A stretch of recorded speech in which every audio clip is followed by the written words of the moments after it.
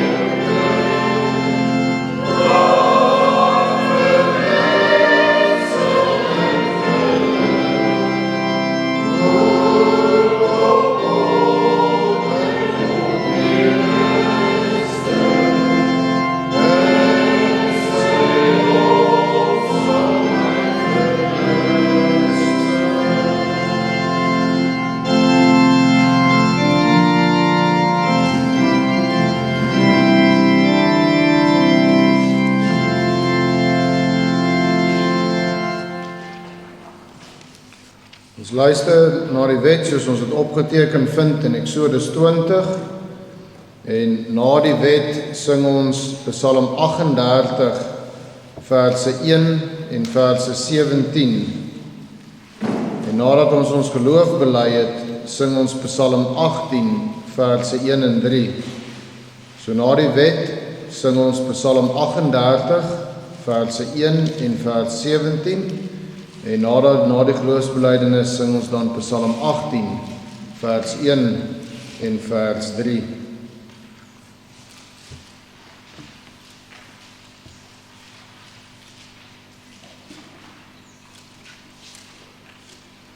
Toe het God al die woorde gespreek en gesê, ek is die Here jou God wat jou uit Egipte land, uit die slawehuis uitgelei het.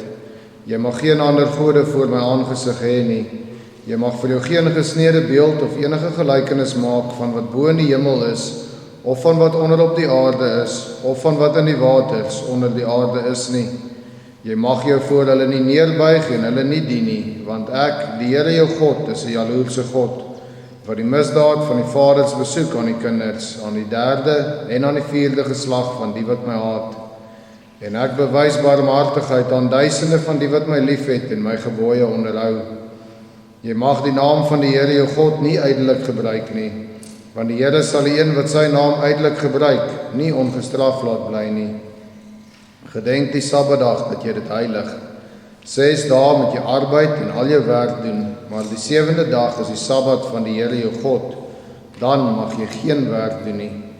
Jy of jou seun of jou dogter, of jou dienskneg of jou diensmaagd, of jou vee of jou vreemdeling wat in jou poorte is nie. Want in 6 dae die Here die hemel en die aarde gemaak, die see en alles wat daarin is, en op die 7de dag het hy gerus. Daarom het die Here die Sabbatdag geseën en dit geheilig. Eer jou vader en jou moeder, dat jy daar verleng mag word in die land wat die Here jou God aan jou gee.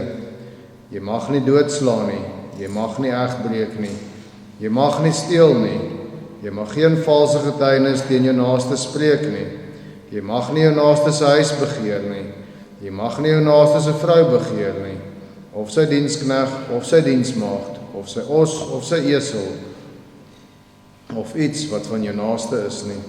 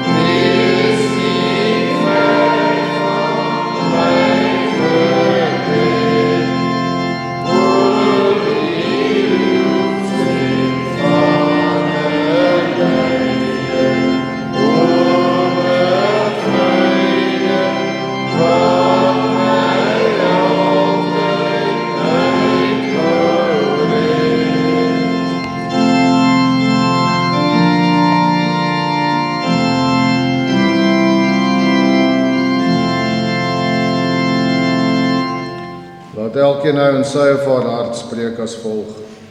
Ek glo in God die Vader, die Almagtige, die Skepper van hemel en aarde, en Jesus Christus, sy eniggebore Seun, ons Here, wat ontvang is van die Heilige Gees, gebore uit die Maagd Maria, wat gelei het onder Pontius Pilatus, gekruisig is, gesterf het en begrawe is en ter helle neergedaal het, wat op die 3de dag weer opgestaan het uit die dode, wat opgevaar het na die hemel en sit aan die regterhand van God, die Almagtige Vader, van waar hy sal kom om te oordeel, die wat nog lewe en die wat reeds gesterf het.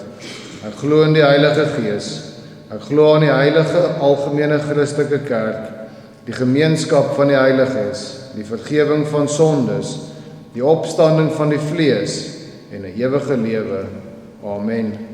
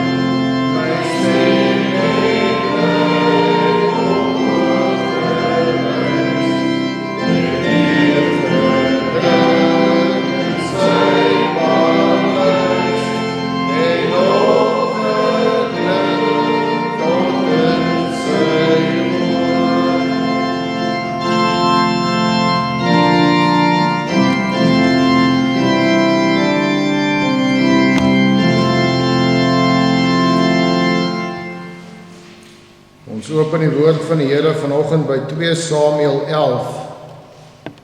Ons lees daarso verse 1 tot 21 by 2 Samuel 11. Ons lees dan ook uit Matteus 1 uit 2 verse, verse 6 en vers 16. 2 Samuel 11 vers 1 tot 21 en dan ook Matteus 1 verse 6 en 16.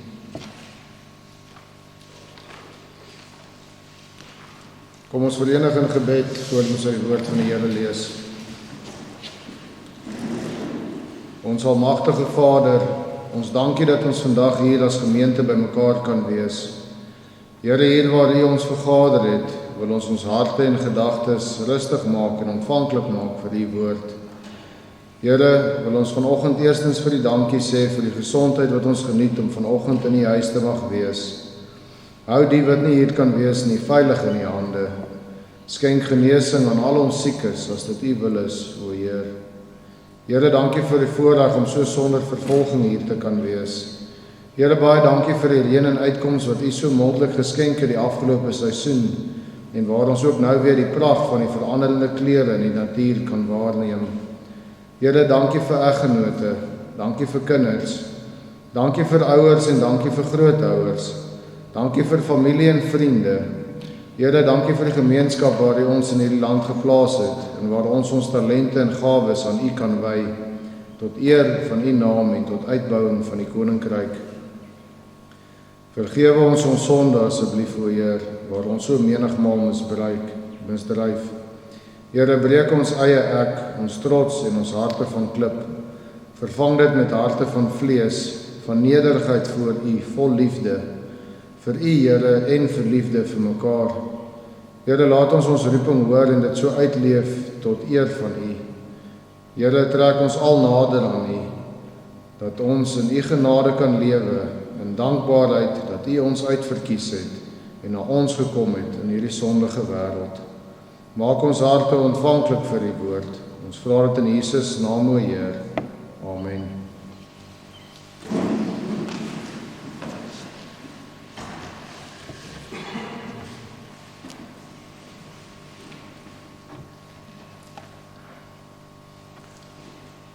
Ek lees vir ons uit 2 Samuel 11 verse 1 tot 21. En na verloop van die jaar, teen die tyd dat die konings uittrek, stuur Dawid Joab en sy dienaars saam met hom uit en die hele Israel. En hulle het die land van die kinders van Ammon verniel en Rabba beleer.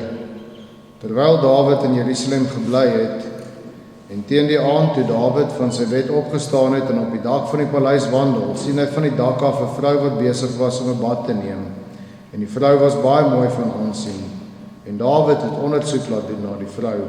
En hulle het gesê, is dit nie Batsheba, die dogter van Eliam, die vrou van Uria, die Hetiet nie? Daarop stuur Dawid boodskappers en laat haar haal.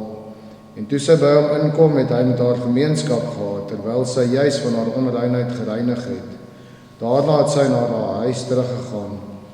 En die vrou het swanger geword en gestuur om Dawid te laat weet, ek is swanger. En Dawid het Joab laat weet, stuur Uria die Hetiet na my. En Joab het Uria na Dawid gestuur.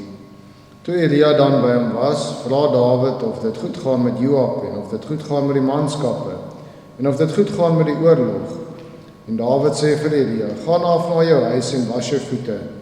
En toe Uria die paleis uitgaan, het hy 'n geskenk van die koning hom gevolg. Maar Uria het gaan slaap by die ingang van die paleis by al die dienaars van sy heer en nie na sy huis afgegaan nie. En daar is aan Dawid meegedeel en gesê, Uria het nie na sy huis afgegaan nie. Toe vra Dawid vir Uria, kom jy nie van 'n reis af nie? Waarom gaan jy nie na jou huis nie? En Uria sê vir Dawid, die ark en Israel en Juda bly in hitte, en my heer Joab en die dienaars van my heer is gelaar in die oop veld. Sou ek dan in my huis ingaan om te eet en te drink en by my vrou te slaap? So waar as u leef en u siel leef, ek sal dit nie doen nie. En Dawid sê vir Uria, bly vandag ook hier, dan sal ek jou môre laat gaan. En Uria het die dag in Jerusalem gebly. Maar die volgende dag het Dawid hom genooi en hy het voor sy aangesig geëet en gedrink en hy het hom dronk gemaak. Toe gaan hy in die aand uit om sy slaapplek by die dienaars van sy heer te gaan slaap, maar sy huis het hy nie afgegaan nie. En in die môre skrywe Dawid 'n brief aan Joab en stuur dit met Uria weg. En hy het in die brief geskrywe en gesê, sit Uria op die voorpunt van die ewigste geveg, trek julle dan agter hom terug, dat hy in die slag kan sneuwel. So het Joab dan, terwyl hy die stad verken, Uria op 'n plek gesit waarvan hy geweet het daar dapper manne was. En toe die manne van die stad uittrek en met Joab veg, het daar van die manskappe van die dienaars van Dawid geval, en Uria, die Hetiet, het ook gesterwe. Daarop stuur Joab om Dawid die hele beloop van die geveg mee te deel. En hy gee die boodskapper bevel en sê, net soos jy die hele beloop van die geveg van die koning klaar vertel het, as dan die woede van die koning opkom en hy vir jou sê, waarom het julle so naby die stad gekom om te veg? Het julle dan nie geweet dat hulle van bo die muur af sou skiet nie? Wie het Abimelech, die seun van die Jerubiset, verslaan? Het nie 'n vrou bo van die muur af 'n boonste meelsteen op hom gegooi, sodat hy in Tebes gesterf het nie? Waarom het julle so naby aan die muur gekom? Dan moet jy sê, u dienaar Uria, die Hetiet, is ook dood. Lees ons uit Matteus 1, lees ons verse 6 en vers 16. En Isaai, die vader van koning Dawid, en koning Dawid, die vader van Salomo, by die vrou van Uria. En dan verse 16, en Jakob, die vader van Josef, die man van Maria, uit wie gebore is Jesus, wat Christus genoem word. Net so ver uit die geslagsregister van Jesus. En ek lees vir ons 'n preek uit die bundel God se lied, geskryf deur Dominee W.J. van der Merwe. Die preek se titel is Uria, die Hetiet. Het jy ook al ondervind dat nadat jy jou allerbeste gedoen het, jy die gevoel kry dat jy bedroog daarvan afgekom het? Jy het jouself gegee, jouself enduit verloon. Alles wat eie aan jou is, prysgegee. Die edelste van jou lewe, die beste van jou kragte, jou tyd, jou lewe. En as prys daarvoor is jy onderweer. Jy was aan die kortste end. Bedroe as gevolg van jou vrou, jou man, jou kind, jou vriend of jou sielsvertroueling. Die gevoel dat jy onderdeurgespringde mens is. Daar is met jou gemeene spel gespeel. Het jy al so gevoel? So indruk sou die lewe van Elia die Hetiet op 'n mens kon maak. Hierdie man dra die naam van Elia. Dit beteken lig van die Here. En die naam hou verband met sy oorkoms uit die heidendom van die Hetiete. Hy het die lig van die Here gesien. Die lig van die Here het vir hom opgekom onder die bondsvolk van God, die Israeliete. Die lig van die Here het in sy lewe tot openbaring gekom. Hy was nie 'n Israeliet van geboorte nie. Van afkoms was hy uit die Hetiete, heidene wat God nie geken het nie. Hy het 'n Israeliet geword. En watter ontsaglike wêreld van worsteling, sielestryd en sielewroegting lê nie hier agter nie. Voor watter geweldige keuse het hierdie daad hom nie geplaas nie. Om volledig afstand te doen van jou volk, jou nasie trots, jou godsdiens, waarin jy gebore en groot geword is, en selfs jou moedertaal, jou sedes en gewoontes en tradisies, jou mense en jou familie. Kan 'n mens ooit 'n groter offer as dit bring? As 'n mens daarby nog in aanmerking neem die trotse geskiedenis van die Hetiete, dan is daar menslik gesproke geen groter offer wat 'n mens kan bring nie.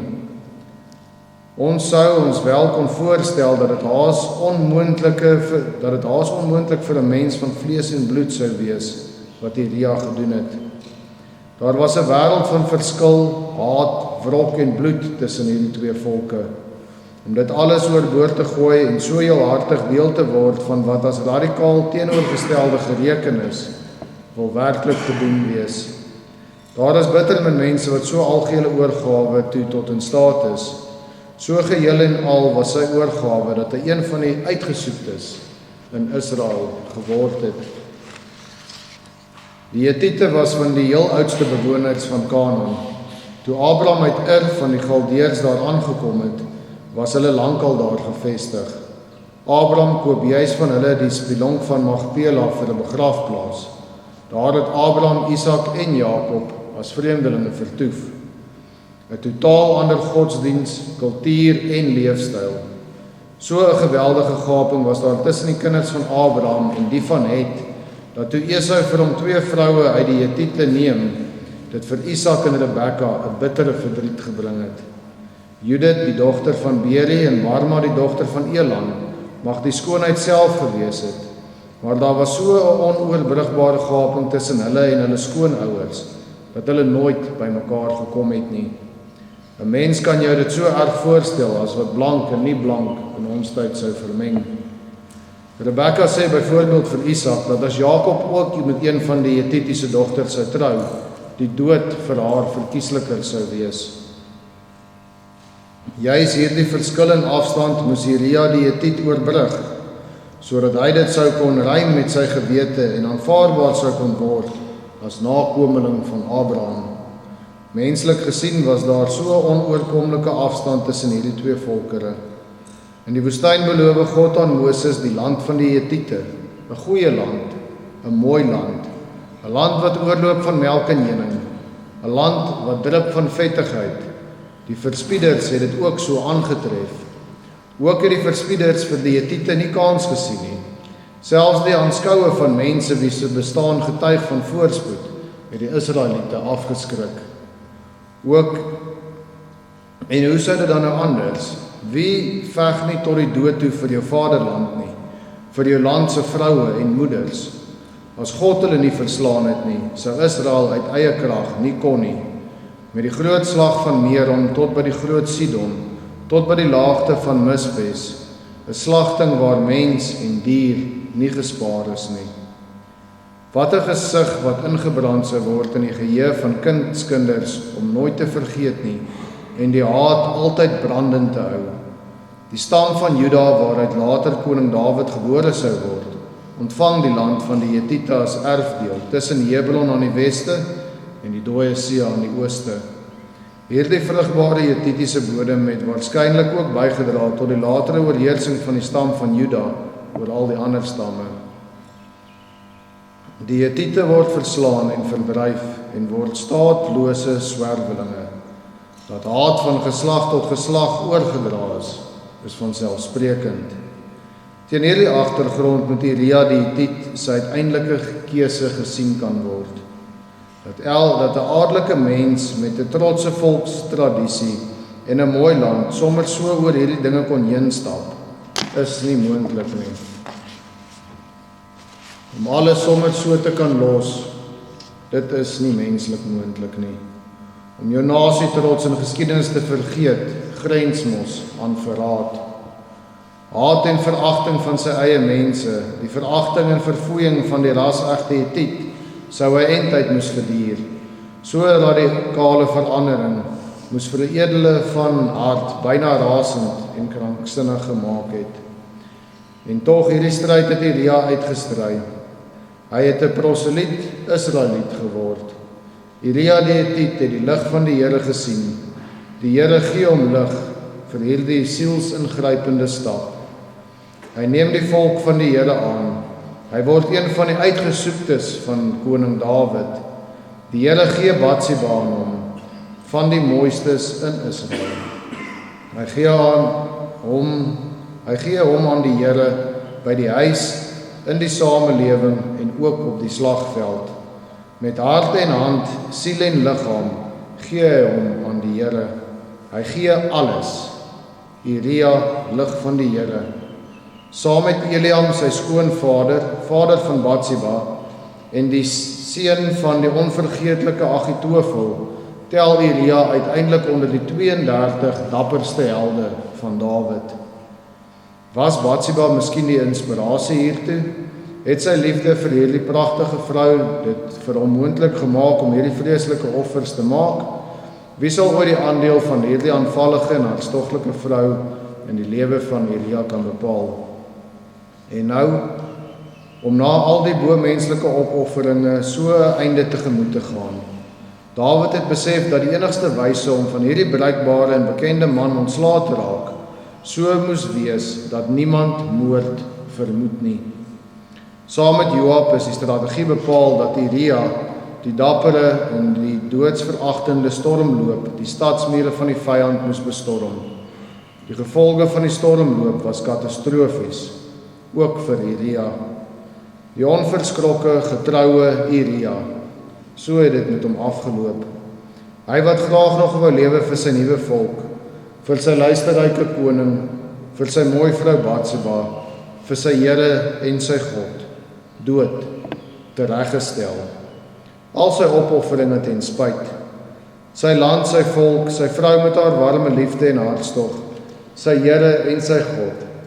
Ag Here, hoe kan dit?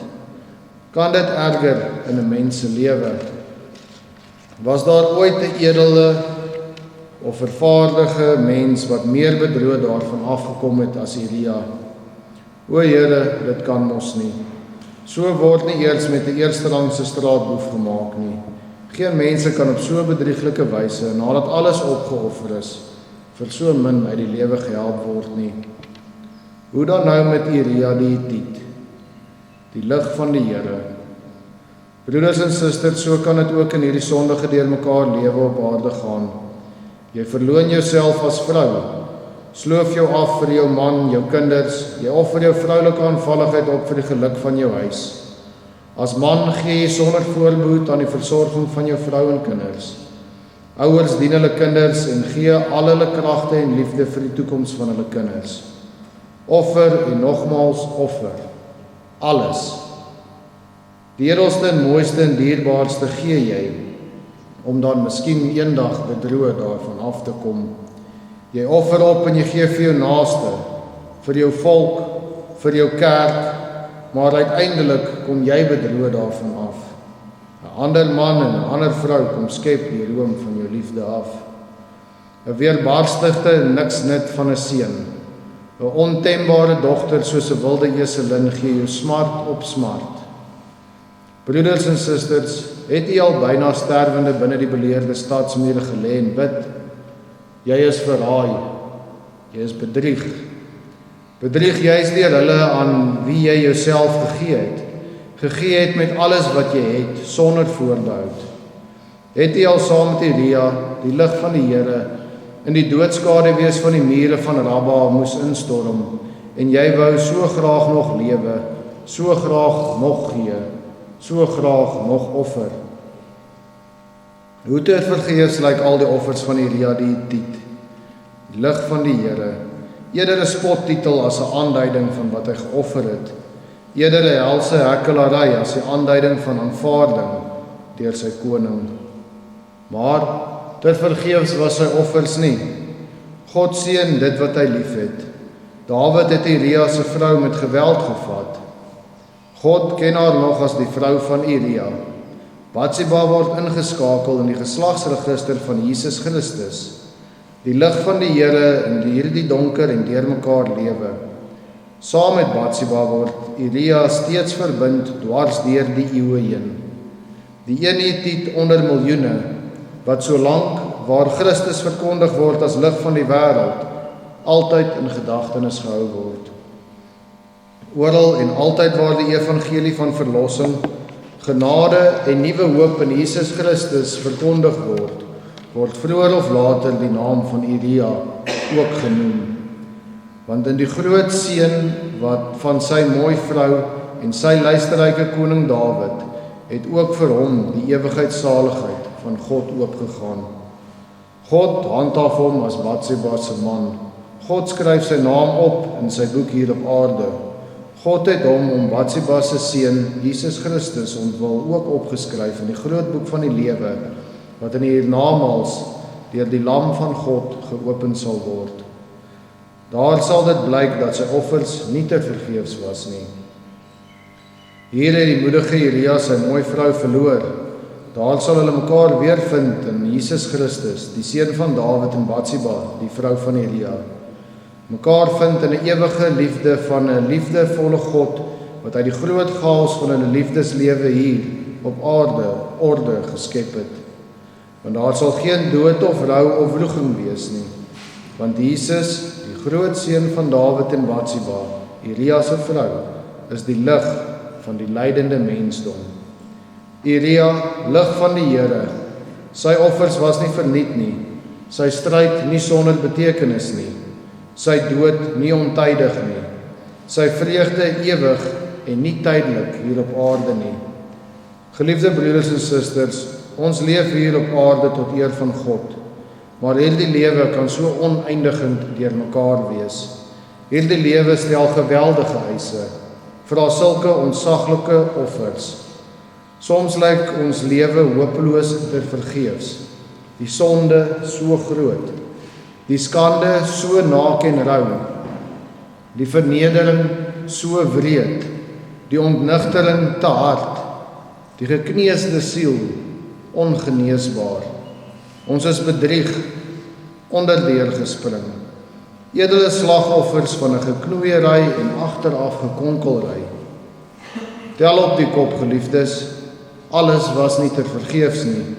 Geen enkele gebeurtenis is sonder betekenis in ons lewe nie. Die groot en liefdevolle God skep uit die chaos van jou lewe die heerlikste orde wat ewig sal wees. U arbeid en swakheid, u liefdeslewe, u huwelikslewe, u gesinslewe, die lewe met u medemens. God voer dit tot ewige heerlikheid hierna in volmaaktheid. Hier mag u die gevoel hê van bedroefdheid en dat 'n gek van u gemaak is, maar meer as blote gevoel is dit nie. Dis net tydelik. God het Elia gehandhaaf, end-uit. Saam sal hy sit aan die bruilof van die Lam, saam met ons kinders van God met verpletterde harte en lewens hier op aarde, saam met u en my, saam in vrede en rus en liefde van God se seun Jesus Christus, die seun van Dawid en Batsheba. Hy is die groot lig van God in ons donker lewe en harte. Jesus Christus, ons Here en ons God, ook die Here van Dawid en Batsheba en Elia haar man, die lig van die Here. Dit gaan, broeders en susters, vir ons as ewigheidskinders nie net om tydelike welsyn nie, Nee, dit gaan in ons tydelike lewe hier op aarde reeds om ewigheidsvreugde. En dit gee ons die krag om die lig van Christus met sy verhelderende genade, liefde en vergifnis, ook nou in die tydelike lewe, die lig van die wêreld en die sout van die aarde te wees. God help u daartoe. Amen. Kom ons bid saam.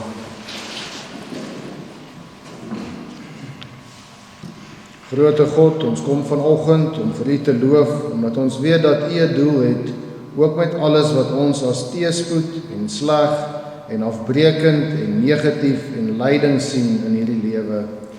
Here, waar ons ook dalk dink, kyk wat offer ek op vir die een of ander een, of vir my ouers, of vir my kinders, of vir my kerk, of vir my skool, of my gemeenskap. Here, dat ons sal besef dat daar nie net 'n doel is daarmee nie, maar dat dit ook nie eens 'n druppel in die emmer is teenoor die opoffering en lyding wat u vir ons deurstaan het in u lewe hier op aarde nie. Here, laat ons besef dat ons lyding hier op aarde 'n doel dien, en omdat ons nie van hierdie wêreld is nie, dat ons nie ons loon in hierdie wêreld sal kry nie. Nee, o God, ons loon is in die lewe na hierdie een, saam met u in die paradys. Maar Here, bemoedig en versterk ons ook soos Elia, dat ons ook die lig van die Here genoem mag word in hierdie aardse lewe en volhard, en ons wedloop voltooi op hierdie sondige aarde as oorwinnaars in Christus. Gee aan ons 'n vurige geloof en liefde vir u, as ook onder mekaar, as gemeente van u, o God. Laat ons in liefde en vrede saam met mekaar u dien deur ons werke en lippe. Mag ons ook vir ander 'n lig wees in die donker wêreld, dat ons alles wat ons doen tot eer van u, o God, sal doen en nie vir eie eer en gewin nie. U is die pottebakker en ons is die klei. Maak ons bruikbaar vir die koninkryk, o God, instrumente in u hand, nie net vir mekaar nie, maar in ons gemeenskap, ons land en ja ook in die wêreld. Wees genadig asseblief, o Heer, oor ons sondaar mense. Amen. Ons slotgesang is gesang 299, verse 1 en verse 2. 299, vers 1 en 2. Ek weet verseker, Jesus is Heer. Hy het my sonde uit liefde vergeef. Ek was verlore, maar is gevind. Nou het ek vrede, ek is God se kind. Sing gesang 299, verse 1 en 2.